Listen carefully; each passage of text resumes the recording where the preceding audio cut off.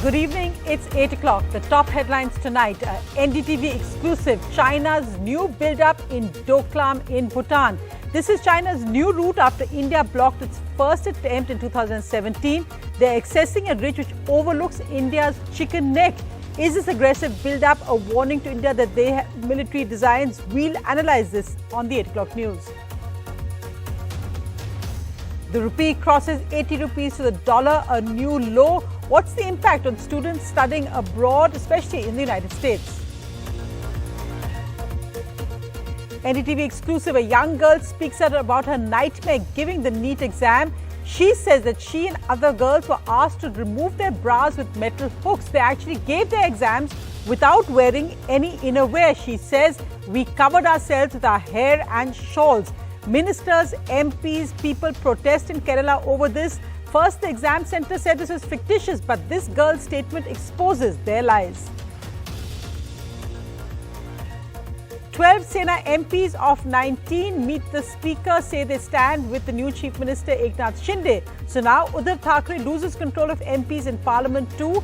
Rebel MPs claim that it was Uddhav Thackeray who first wanted to join the BJP and the NDA. Uddhav Thackeray hits back, says, I will now be touring every taluka of Maharashtra. A senior police officer, DSP, killed in Haryana, run over by a dumper allegedly involved in sand mining. Cops arrest and shoot the key accused, who is the driver of the dumper. But is his murder an indicator of the influence of the sand mining mafia in Haryana?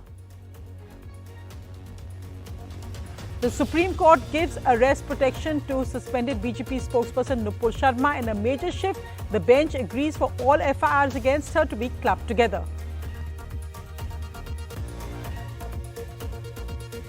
And the United Kingdom's record heat wave crosses 40 degrees for the first time ever.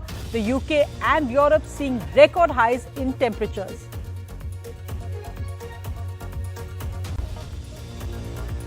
Our lead story breaking tonight. Vishnu has his new satellite images which actually show fascinating images of how massive the Chinese construction is in Bhutanese territory. Vishnu.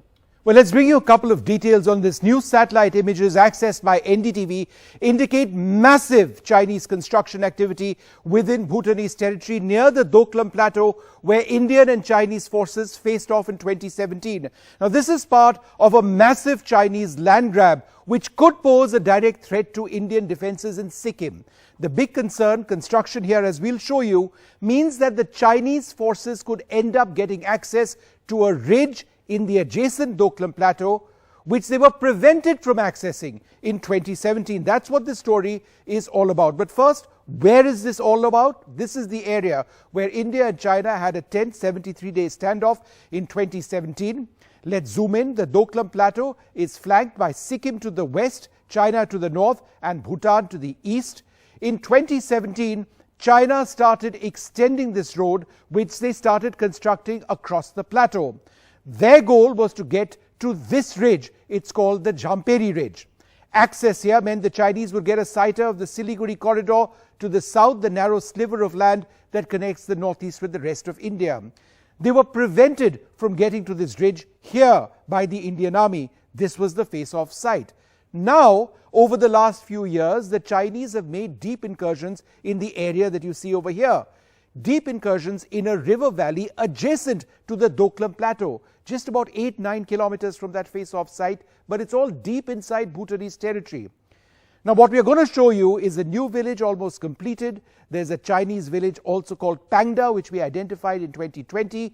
There's the site of a third village, which we'll show you, and the site of a deep excavation. Here is what the new satellite images show in extreme clarity. This first village is almost complete. It lies just across what was thought to be the international border between Bhutan and China. We can now zoom in to this village. It appears almost complete. The roofs here have been designed to handle heavy snowfall, some construction activity going on. It's about 2 kilometers inside Bhutanese territory. The next one that we can show you is of the Chinese village of Pangda, just south of that first village. And if you zoom in over there, you can actually see cars. There are cars in every single doorstep. This is the third village that you actually see. The foundations of several structures have been made. And let's zoom in over here to this particular site. The foundations you can actually see very, very clearly.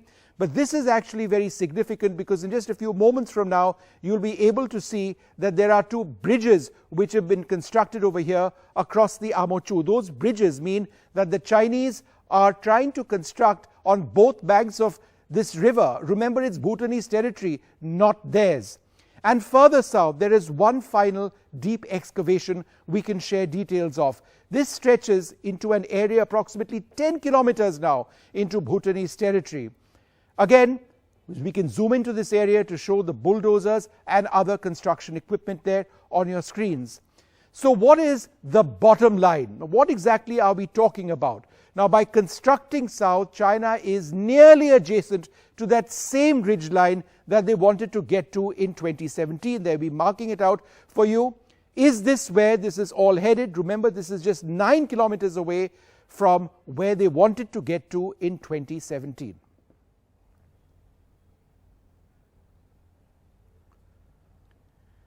So Vishnu, that's really important information there. What is the army, what's the Ministry of External Affairs saying about this, and has Bhutan responded at all on really this Chinese grand plan that we're seeing? Well, firstly, the Bhutanese, we did reach out to the Bhutanese ambassador in New Delhi. He says he will not comment on these developments, but he also mentions that there are talks which are taking place, boundary talks between Beijing and Thimphu. As far as the army is concerned, we did ask them specifically. They've issued a statement as well. Let's bring out that statement. The Indian Army maintains a continuous and seamless vigil on all activities along its borders. This is what the Indian Army has told us. They're monitoring this area very closely. Necessary mechanisms, safeguards to meet any contingencies are in place. We did also reach out to the External Affairs Ministry. They don't want to comment on this particular issue. But this is obviously something which would require a great deal of diplomatic involvement, as it did in 2017 when Mr. Jaishankar, who was then Foreign Secretary, was instrumental in ensuring that the Chinese backed down. Right, Vishnu, but I think a really, really important story there which actually exposes what China's strategy is once again through Doklam in Bhutan. Thanks very much for that, Vishnu. And meanwhile, let's go across the other top headline. Well, the rupee has now crossed 80 rupees to the dollar, a new low. Remember, the last week it was all at about 79 rupees 40. Every day it was falling steadily. But the government maintains that while this has happened against the dollar, it's because the dollar has strengthened and that the Indian rupee has actually depreciated less than other currencies and is doing better as compared to the pound and the yen. But what's the impact for students studying in the United States? Priyanshi has this special report.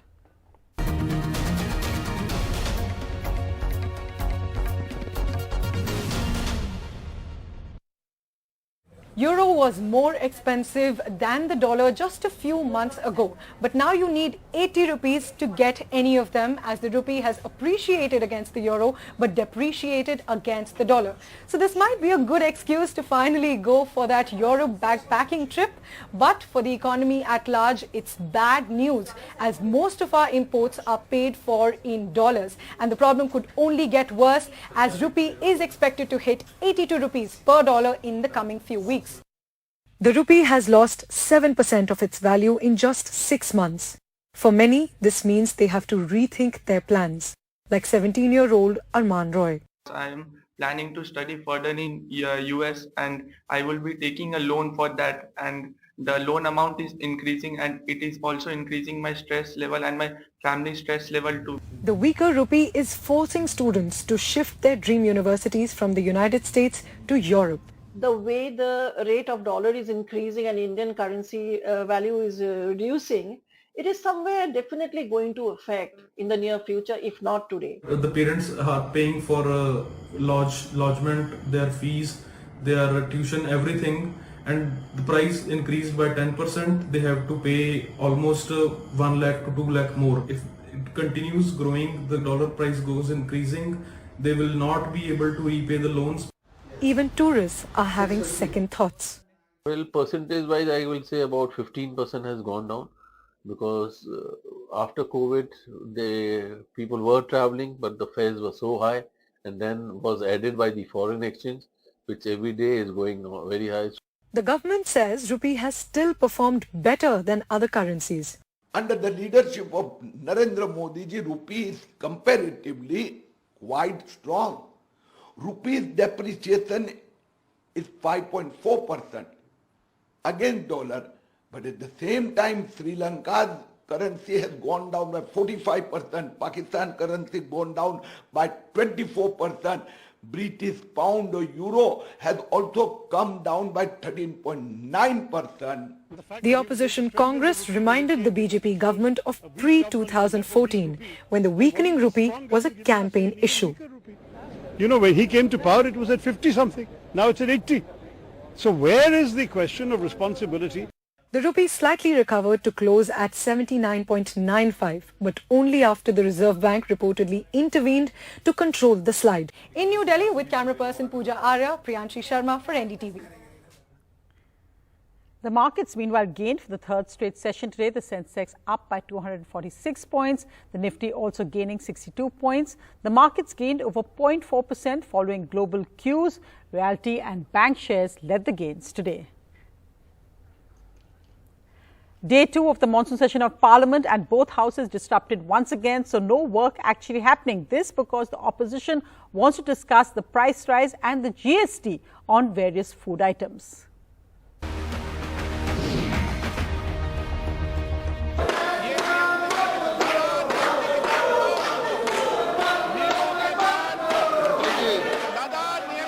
Parliament adjourned without any business for the second straight day as opposition members stormed the well of both the houses, raising issues of inflation, recent GST hike and fuel price rise. Opposition parties led by the Congress protested near the Gandhi statue over the issue of rising food and fuel prices. However, the finance minister and the BJP hit back, saying that opposition-led states, including the Congress and Aam Aadmi Party, did not oppose the hikes in the GST meetings, and the aim is to curb what she called tax leakage. The tax is on basic food items like dahi, paneer, gur and puffed rice. Inside Parliament, the Speaker said he was ready for a discussion, but without the protest banners. मैं हर विषय पर, हर मुद्दे पर आपको चर्चा करने का पर्याप्त अवसर देता हूं। नियमों के तहत 349 के तहत सदन के अंदर तख्तियां लेकर आना उचित नहीं है। ये परंपरा ठीक नहीं है। इसके लिए तो हम कल लड़ेंगे। कल हमारा प्रोटेस्ट भी रहेगा गांधी स्टैचू के सामने, हाउस के अंदर भी रहेगा, हाउस के बाहर भी रहेगा। प्राइस राइज के ऊपर, जीएसटी के ऊपर हमको लड़ना है, गैस सिलेंडर के ऊपर, सारी चीजों को लेके हम कल लड़ेंगे। Similar scenes were seen in the upper house too, where opposition members stormed the well of the house demanding discussion on inflation, leading to the chair adjourning the proceedings of the day. With Arvind Gunasekar, Bureau Report, NDTV. Moving now to an NDTV exclusive. After shocking details emerged yesterday of some girls being asked to remove their bras because they had metal hooks while they were giving their NEET entrance exam, it was completely denied today by the examination centre director in Kollam, Kerala.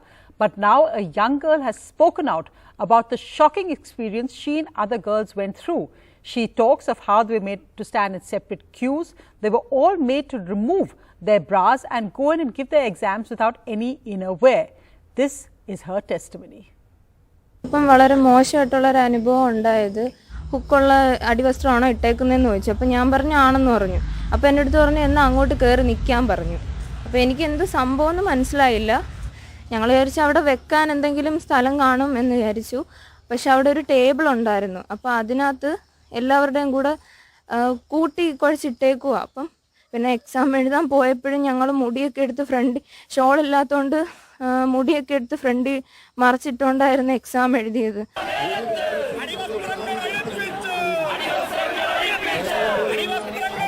Protests outside the Marthoma College in Kerala's Kollam district after two more parents complained that their daughters were forced to remove their innerwear before appearing for the national eligibility cum entrance test on Sunday.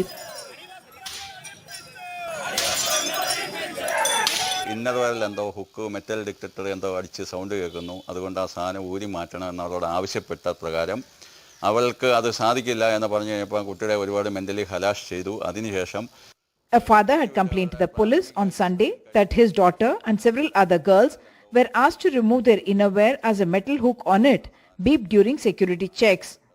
The father said the girls wrote the exam without their bra and were mentally tortured. He quoted the centre supervisors as asking if your future or innerwear is big for you. Just remove it and don't waste our time. While protesters demanded the arrest of officials involved, the centre superintendent, city coordinator and NEET observer have told the National Testing Agency that conducts the exam that the police complaint by the parent is fictitious and in bad intention. Kollam police seem pretty convinced that there is nothing fictitious about the police complaint. After an initial probe, they have lodged an FIR naming sections 354 and 509, which is outraging and insulting the modesty of a woman. Subsequently, 2 more police complaints have come via email. Kerala's Minister for Higher Education, in a strongly worded letter to the NTA and Union Education Minister Dharmendra Pradhan, said the inhuman behavior naked assault on the dignity and honor of the girl students. Probe should be made in a very detailed manner in this regard, because we have to ensure the students' psychological conditions. They have to write the examination in a peaceful mind, and this had negative impacts according to the student. I have met the Honorable Minister of Education, Sri Dharmendra Pradhan ji, along with Sri Vilitran was also present. We had a very fruitful discussion about this matter, and I have made all the issues before him, and the Government of India, on behalf of the government or the ministry, is saying that a criminal investigation is going on. The National Testing Agency said they have not received any complaint, and the NEET dress code is meant to ensure sanctity and fairness for conduct of exam while observing sensitivity towards gender, religious, cultural, regional sensitivities. With camera person SP Babu in Kerala, Uma Sudhir, NDTV.